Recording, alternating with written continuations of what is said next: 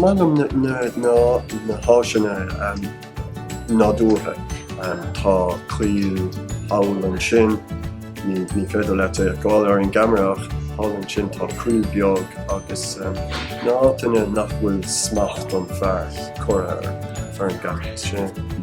Is brálam go. Is málam an tíomhlacht. Is málam an áit a bhfuil mé glánathe, tá go glas, tá críní nach áit, tá an abhainn an seo, is féidir mo chahabhaim se ar clachta rion lá ibre.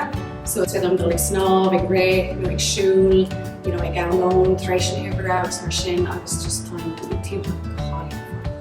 An linsnábha, tá linsnábha chuig go méidir acha, so tá sé go.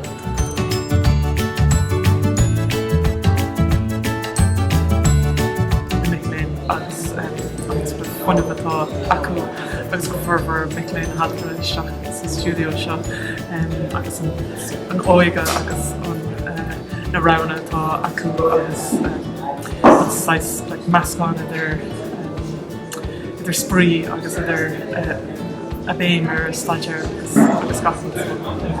Déireann gúil an simú agus fearr ná mar an áit bhfuil míid site ar an Shannon agus cúpla bhí lasmad an balla. An bailach ina hagan ina dagan an nádúr agus an tóras le chéile ar chuióil.